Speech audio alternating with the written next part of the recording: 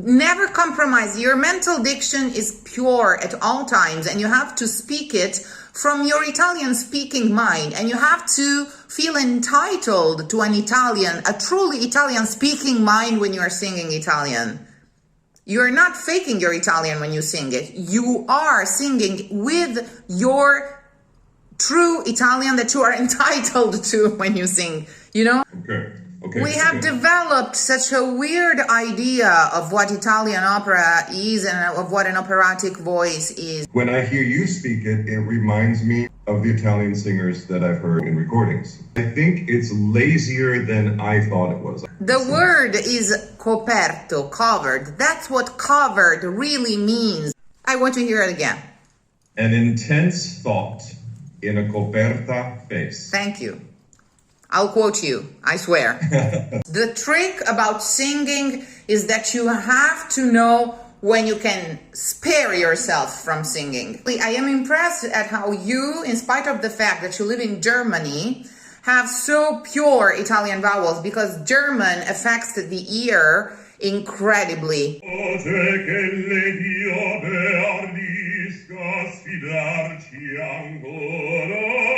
Bravissimo.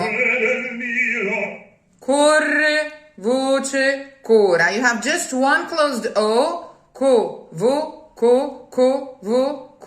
It's straight to the point. It's already there when we hear it. You don't make it, you don't reach it, you don't mold it. It's there. It's an entity. It's there. At some point you will just shine a light on it and it will resound with your voice. We don't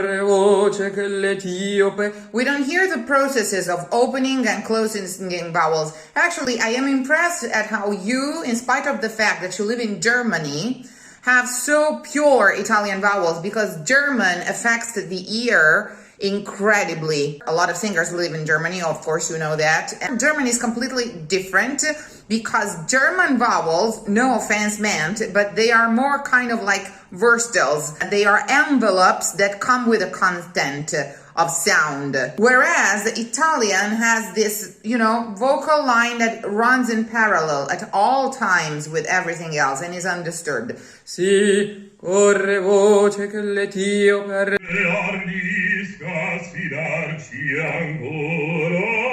perfect. It sings by itself.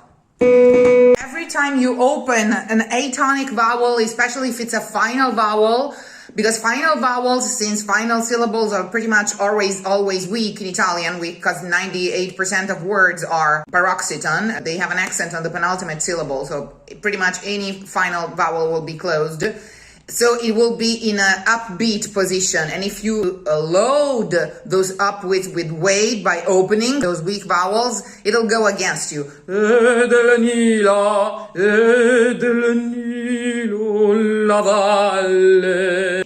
It'll phrase by itself.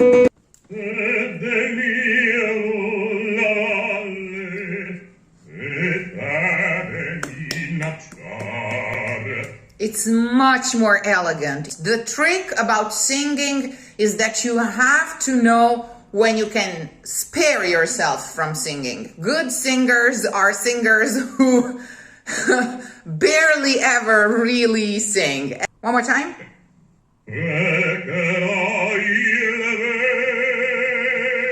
This is so elegant and beautiful. I don't think you should spread it too much. Also, can you feel how much symmetry there is in the phrase? Vowels go towards opening and then they close back. And the ear gets this feeling of symmetry, of pattern when it's correct. Singing gets more pleasant to hear. The E of recherà, is the same of a ver. Is that comfortable enough for you? It's more chiuso than what I would normally do, but it doesn't feel uncomfortable. Chiuso under which point of view? Of the physical space in your throat? Or phonetically, the space? Normally I would be very open.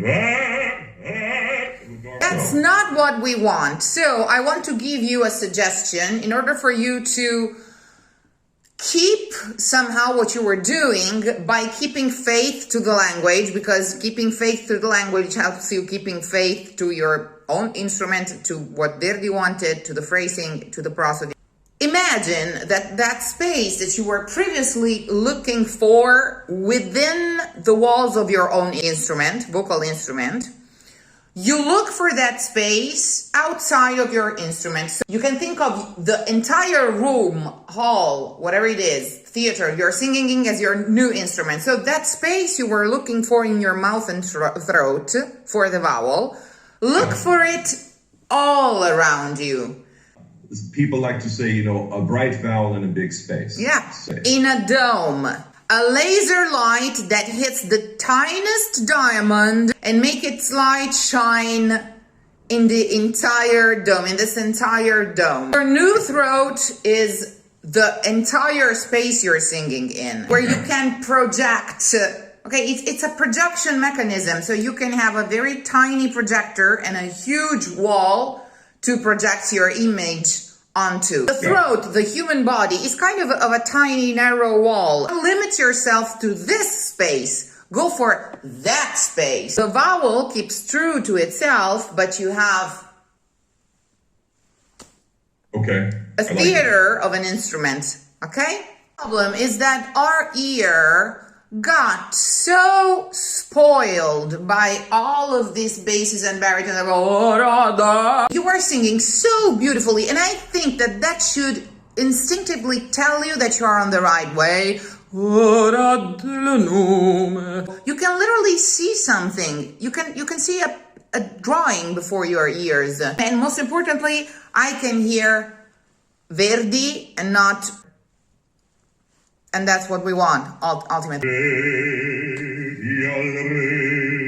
Yeah. Okay. We have developed such a weird idea of what Italian opera is and of what an operatic voice is. A spoiled idea. When I hear you speak it, it reminds me of the Italian singers that I've heard, you know, in recordings. There's something more loose, and I think it's lazier than I thought it was. But I see now the way you would demonstrate, you know, and it's very, you know, it's very loose, and maybe lazy is a bad word, but it's very little work. The word is coperto, covered. That's what covered really means in the old bel canto treatise. Covered means concealed. You say it, but you don't show it. That's all it means. That's where the looseness comes from. You mean it, you say it, the diction is in your mind, and it's really clear, but you cannot see it outside. The sound is covered. It is concealed. And on the outside, you look like a Raffaello painting. And that's it. And I want to add something.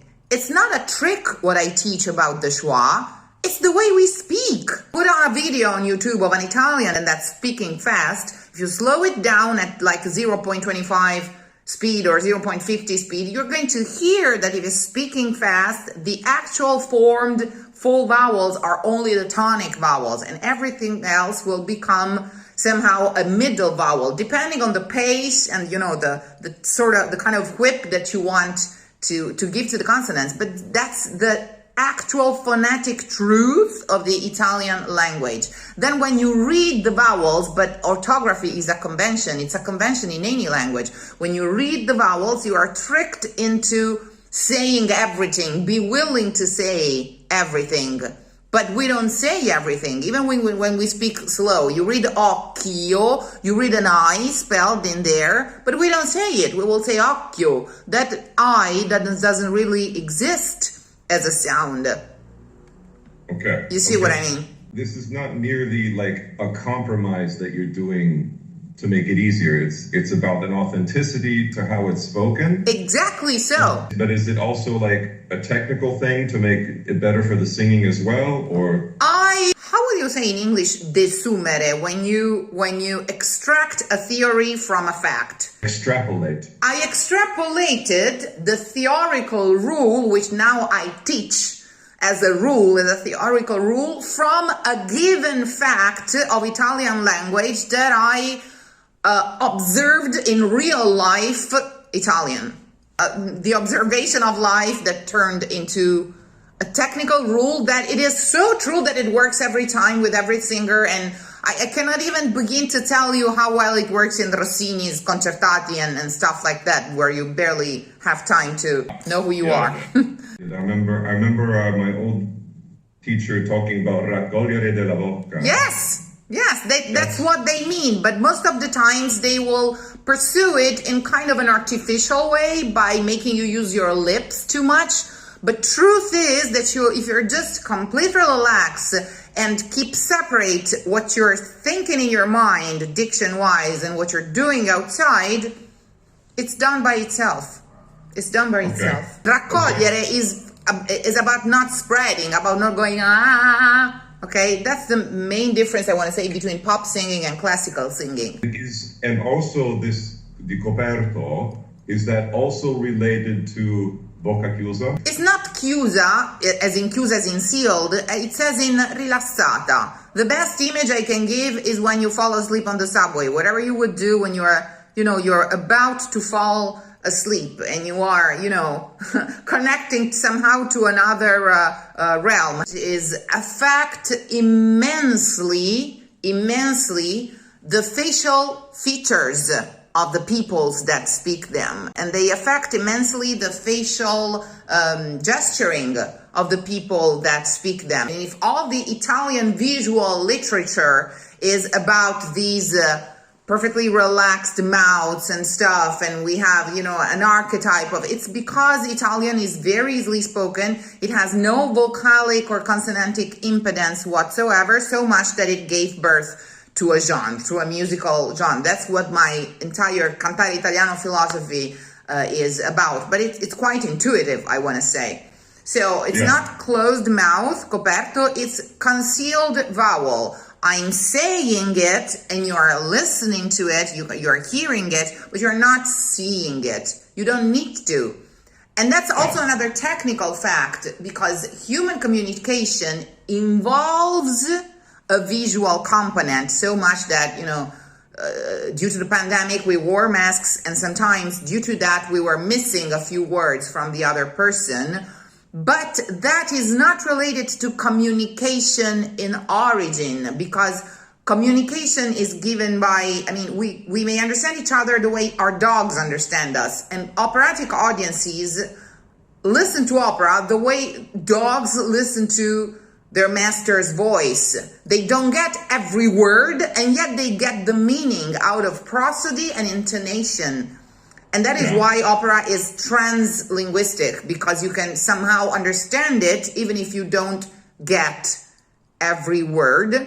And that's the deepest level of communication we want to instill with diction. That doesn't involve a visual component whatsoever. And that will keep your instrument relaxed and agile and ready for anything, for any jump, at all times, because you will just be thinking out loud, as a matter of fact. Yeah, okay. It would make absolutely no sense if a composer had placed an open A on the upbeat, on the fourth movement of a measure of 4. If he does that, he wants to obtain that kind of rhythm. Dum, dum, dum, pum, pum, pum, pum, pum, pum, pum, pum. But it's not the case of you always want to have an open vowel on the beat. In 99.9% of cases, you're going to have an open vowel only on the beat. Yeah. Okay?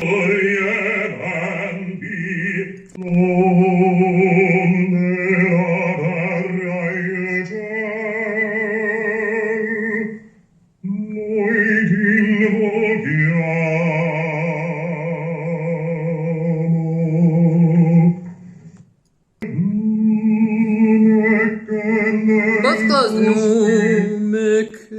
Nume che del tuo spirito. Pure Gregorian. Nume che del tuo spirito sei Dio e genitor,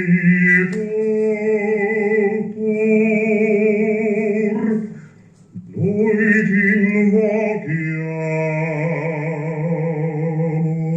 Bravissimo. When I double, I always stop the air. So it's a habit of mine, la vita dell'umi. Or if you model for me and you say, tu che da nulla, and I listen to you do it, and somehow you do a long double, but you're never stopping the legato. Exactly. That's the trick. That's why I insist that the voice, like, that's why I give the example of the shadow puppet, that the voice keep running, the lights keep shining, whether you have your hands in front of it or not. And they run in parallel. They're parallel tracks.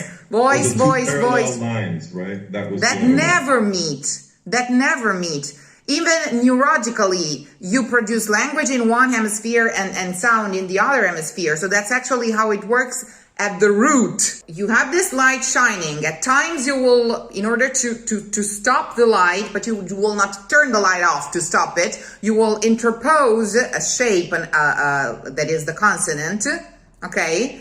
That will create a form on the wall, but the light doesn't get affected. The light keeps shining in Italian. The light keeps going. That's what I meant when I stressed the difference with German. German is conceived in a completely different way. And that's why all Italian pianists and keyboardists suck at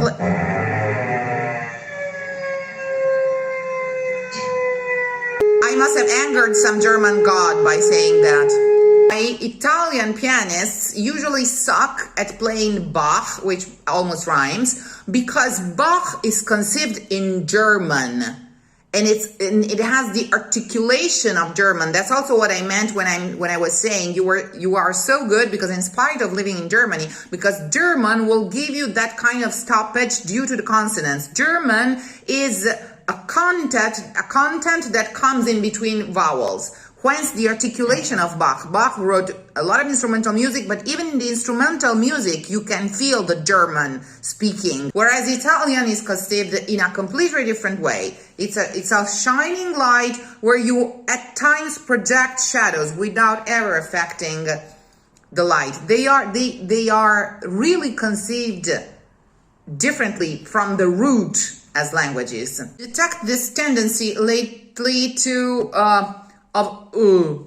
maybe it's not even lately, maybe it's always been like that. No. The U is very tonic. Its sister is the vowel E, so it's really tonic as a vowel. It's concealed, it's covered, it's relaxed. But it's not Nume, because it loses something. Nume.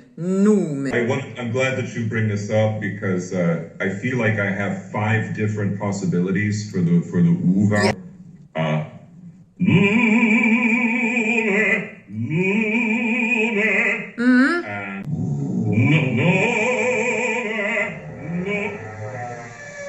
Saying the answer is whichever is your more genuine Italian one, because none of these is the true Italian one, and it's not a feeling in your throat, it's a vowel in your mind. The one you did when you spoke the word Nume was the truest one. Nume. It's deep, but velvety and fluty at the same time. Never compromise. Your mental diction is pure at all times, and you have to speak it from your Italian speaking mind, and you have to feel entitled to a truly Italian speaking mind when you are singing Italian. You're not faking your Italian when you sing it. You are singing with your true Italian that you are entitled to when you sing, So you don't have to look for a compromise between what you think and what you are making. You just have to be relaxed and preserve as much as you can the integrity of that thought. The linguistic thought is uncompromised. Of course, the energy will change. So the exact same phoneme, that whether you're angry, that you're singing Don Giovanni, or Ramfis, that you're angry or hilarious or exhilarated, will change its energy. But if you're reading a Stephen King book, not because it's Stephen King and it's horror, you're going to find the weirdest font on the pages. It's the energy that you give to the vowel that transforms the sound. But the font actually stays the same. And you only have those 7 shapes, with the schwa is 8. to relate to, and they always stay the same. And the words are always uncompromised before your eyes. And you can use a Times New Roman to write children books and to write horror books, and it'll work just the same because it's just abstract phonemes that you're thinking of. So look for the Italian one in your mind and see how your body wants to react to it without doing too much. Tense imagination in a very relaxed mouth. Exactly. I want to hear it again. An intense thought in a coperta face. Thank you. I'll quote you, I swear.